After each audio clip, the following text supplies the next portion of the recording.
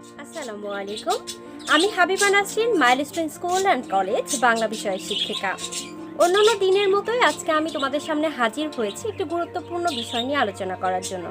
তবে গত ক্লাসের মতো আজকে আলোচনার বিষয়টি বাংলা প্রথম পত্র নয়, আজকে আমরা আলোচনা করব বাংলা দ্বিতীয় পত্র নিয়ে।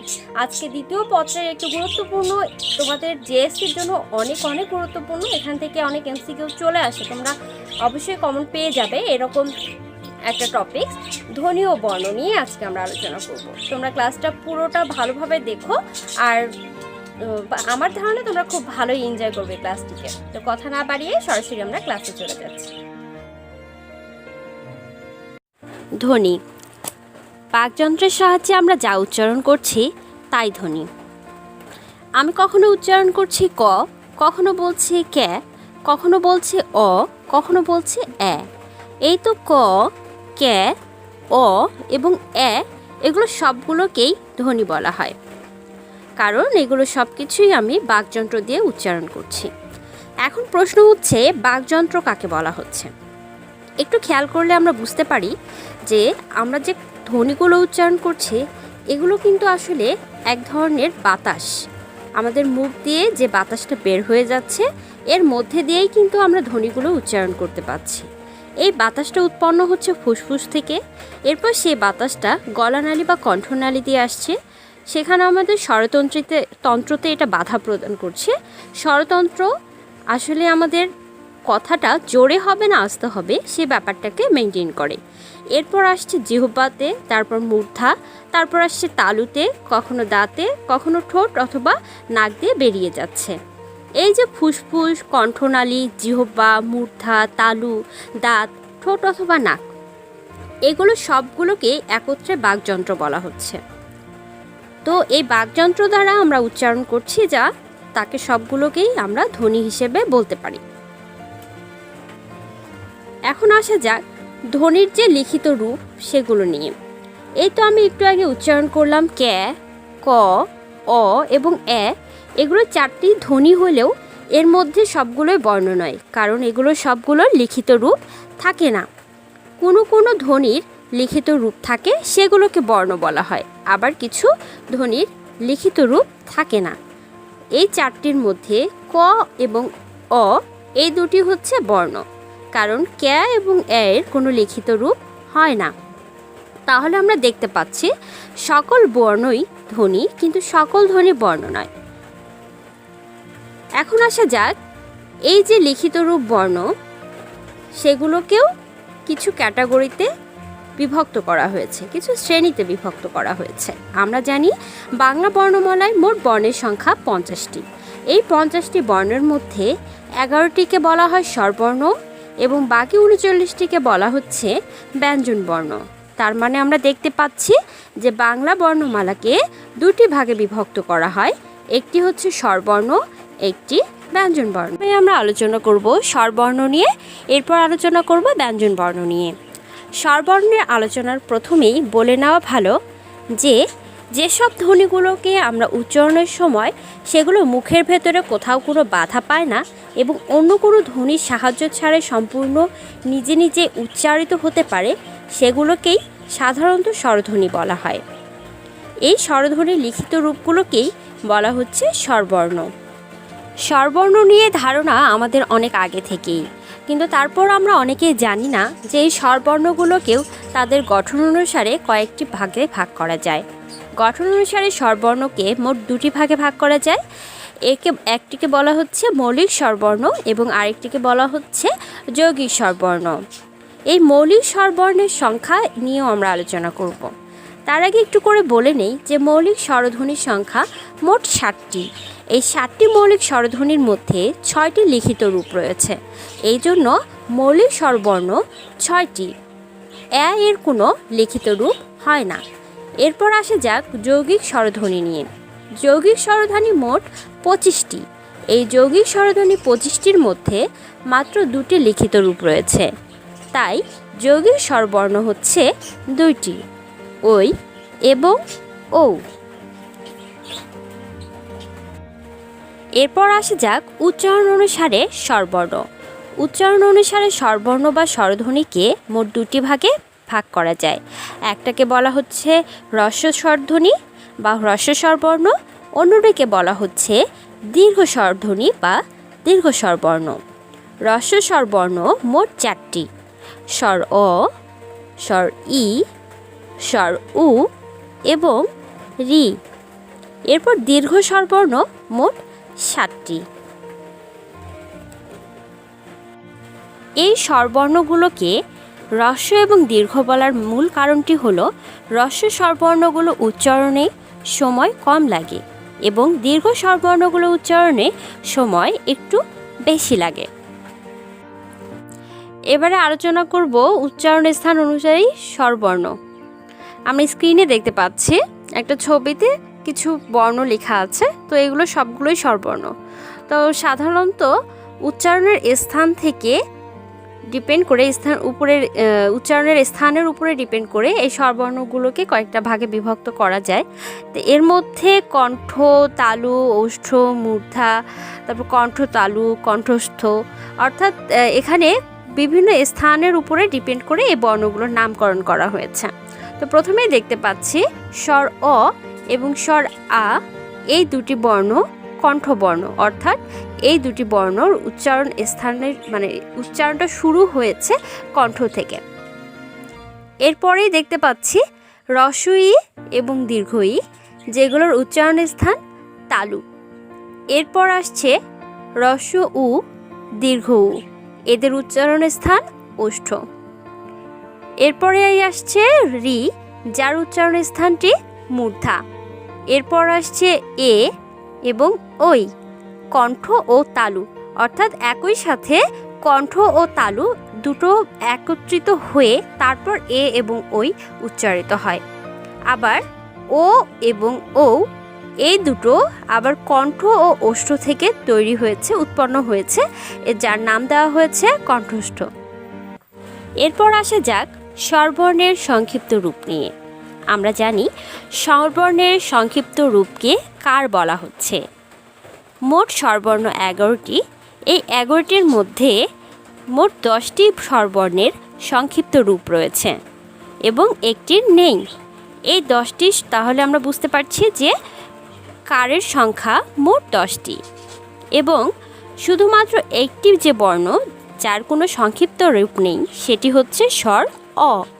এই স্বর অ এর কোনো সংক্ষিপ্ত রূপ নেই বলে এই বর্ণটিকে বলা হয় নীলিন বর্ণ বা রংহীন বর্ণ। এই ছিল স্বরধ্বনি ও স্বরবর্ণের আলোচনা।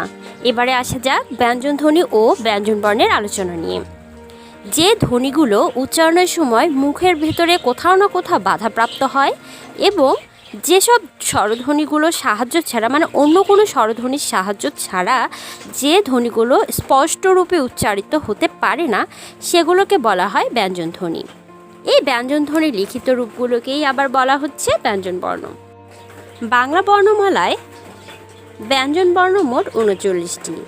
এই ব্যঞ্জনবর্ণ 39টিকে আবার বিভিন্ন জায়গা থেকে, বিভিন্ন দৃষ্টিকোণ থেকে বিভিন্নভাবে বিভক্ত করা হয়েছে। যেমন উচ্চারণের স্থান অনুসারে এই ব্যঞ্জনবর্ণকে মোট 5 ভাগে ভাগ করা যায়।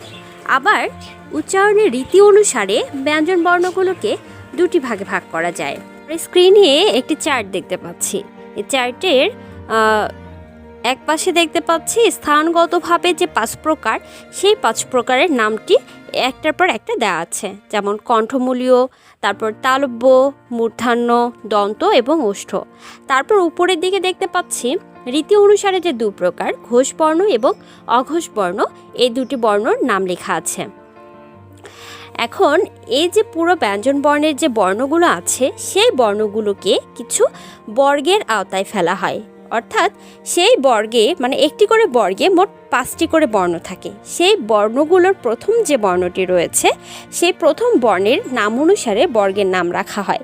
যেমন ক, খ, গ, ঘ, উম, এই 5টি একটি বর্গের আওতায় পড়ে এবং এই 5টি বর্ণের প্রথম বর্ণটি হচ্ছে ক বর্ণ এবং এই ক বর্ণের নাম অনুসারে এই বর্গটির নাম রাখা হয়েছে ক বর্গীয় বর্ণ।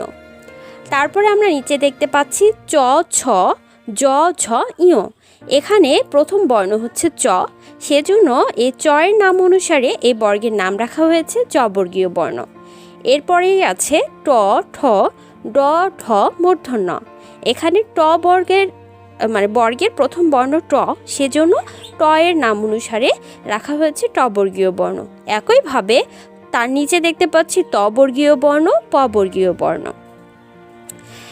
এখন আসা যাক যে স্থানগতভাবে উচ্চারণের স্থানগতভাবে যে বর্ণগুলো আছে, তাহলে প্রথম যে ক বর্গীয় বর্ণগুলো সেগুলো সবগুলোই কণ্ঠ, তারপর চ বর্গীয় বর্ণগুলো সবগুলোর উচ্চারণের স্থান তালব্য, এরপরে আসছে ট বর্গীয় বর্ণ, সেগুলোর উচ্চারণের স্থান মূর্ধন্য, ত বর্গীয় বর্ণ সেগুলোর উচ্চারণের স্থান দন্ত, এবং প বর্গীয় বর্ণ যেগুলোর উচ্চারণের স্থান ওষ্ঠ। এরপর উপর থেকে দেখতে পাচ্ছি রীতি অনুসারে যে প্রকরণগুলো আছে। এখানে প্রথমেই দেওয়া আছে অঘোষ বর্ণ। প্রত্যেকটি বর্গের প্রথম এবং দ্বিতীয় বর্ণগুলোকে বলা হচ্ছে অঘোষ বর্ণ। অঘোষ বর্ণ বলতে আমরা বুঝছি যে বর্ণগুলো উচ্চারণের সময় কণ্ঠনালী আমাদের কম কাঁপবে, সেগুলোকে বলা হবে অঘোষ বর্ণ। এরপর প্রত্যেকটি বর্গের তৃতীয়, চতুর্থ এবং পঞ্চম বর্ণগুলোকে বলা হয় ঘোষ বর্ণ। এই ঘোষ বর্ণগুলো উচ্চারণের সময় কণ্ঠনালী বেশি অনুরত হবে বা বেশি কাঁপবে। এরপর আমরা নিচের দিকে দেখতে পাচ্ছি অল্পপ্রাণ, মহাপ্রাণ, নাসিক্য নামে কিছু বর্ণ রয়েছে। প্রত্যেকটি বর্গের প্রথম এবং তৃতীয় বর্ণগুলোকে বলা হয় অল্পপ্রাণ বর্ণ, যেগুলো উচ্চারণের সময় অল্প সময় লাগে এবং অল্প বাতাস বেরোয়। এরপরে আসছে প্রত্যেকটি বর্গের দ্বিতীয় এবং চতুর্থ যে বর্ণগুলো রয়েছে সেগুলোকে বলা হচ্ছে মহাপ্রাণ বর্ণ। এই মহাপ্রাণ বর্ণগুলো উচ্চারণের সময় একটু বেশি সময় ধরে উচ্চারণ করতে হয়, একটু বেশি জোর দিতে হয়, বাতাসটা একটু বেশি বেরোয়। এরপর প্রত্যেকটি বর্গের পঞ্চম যে বর্ণগুলো রয়েছে এগুলোকে বলা হচ্ছে নাসিক্য বর্ণ। এগুলো উচ্চারণের সময় নাক দিয়ে বাতাস বেরিয়ে পড়ে।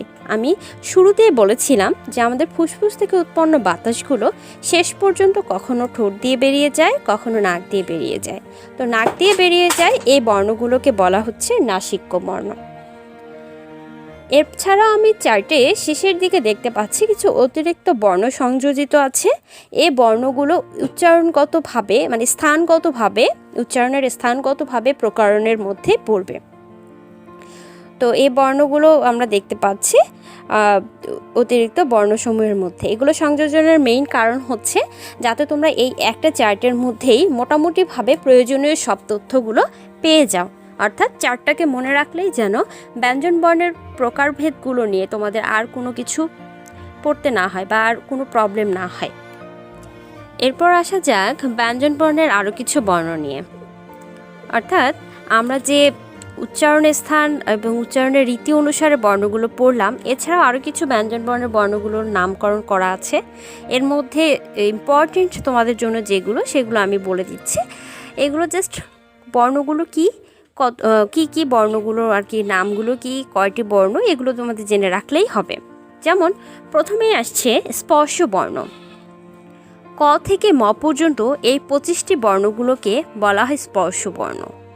অর্থাৎ এই বর্ণগুলো যখন আমরা উচ্চারণ করি বাকযন্ত্রের মধ্যে এটি খুব একটি বেশি ঘর্ষণ বা স্পর্শ ছাড়া বেশি জাস্ট একটু স্পর্শ করে বেরিয়ে আসে বাতাসটা, বাধা প্রদান খুব একটা বেশি বাধা পায় না। এই জন্য এই বর্ণগুলোকে স্পর্শ বর্ণ বলা হয়। তাহলে আমরা দেখতে পাচ্ছি ক থেকে ম পর্যন্ত এই 25টি বর্ণ হলো স্পর্শ বর্ণ। এরপরে আছে অন্তস্থ বর্ণ। অন্তস্থ বর্ণ মোট 4টি। সেগুলো হচ্ছে র, ব, জ আর ল। এরপরে আসছে শীষ বর্ণ বা উষ্ণ বর্ণ। এখন শীষ বা উষ্ণ বর্ণ কোনগুলো? 3 প্রকারের যে স রয়েছে এই সগুলো সবগুলোই শীষ বর্ণের মধ্যে হয়। আরেকটি রয়েছে হ। অর্থাৎ এগুলোকে শীষ বর্ণ বা উষ্ণ বর্ণ বলার পেছনের কারণটা হচ্ছে এই বর্ণগুলো যখন আমরা উচ্চারণ করি তখন আমাদের মুখ থেকে এক ধরনের শীষের মতো একটা শব্দ বেরিয়ে যায়, হ্যাঁ, বা একটা গরম বাতাস বেরিয়ে যায়। এজন্য এগুলোকে শীষ বর্ণ বলা হয়। তালব্য স, মূর্ধন্য স, দন্ত স এবং হ, এই 4টি বর্ণ হচ্ছে শীষ বর্ণ। এরপরে আসে যাক তারণজাত শব্দ নিয়ে, তারণজাত বর্ণ নিয়ে তারণজাত বর্ণ দুইটি। র ব্যতিক্রমী যে রগুলো রয়েছে, বয়শূন্য র বাদ দিয়ে বাকি যে দুটি র রয়েছে সেগুলোকে বলা হচ্ছে তারণজাত বর্ণ, যেমন ডয়বিন্দু র এবং ঠয়বিন্দু র। এরপরে আসে যাক পার্শ্বিক বর্ণ। পার্শ্বিক বর্ণ একটি, অর্থাৎ যখন আমি সব বর্ণটি উচ্চারণ করব তখন আমার জিহ্বার দুপাশ থেকে এক ধরনের বাতাস বেরিয়ে যাবে। তো এই বর্ণটাকে বলা হচ্ছে পার্শ্বিক বর্ণ। পার্শ্বিক বর্ণ একটি হচ্ছে ল, এই একটি মাত্র বর্ণ। এরপরে আসে যাক কম্পনজাত বর্ণ নিয়ে। কম্পনজাত বর্ণ আমরা এর আগে দেখলাম তারণজাত বর্ণ এবং কম্পনজাত বর্ণের মধ্যে একটুখানি আর কি ক্যারেক্টারিস্টিকের মিল আছে।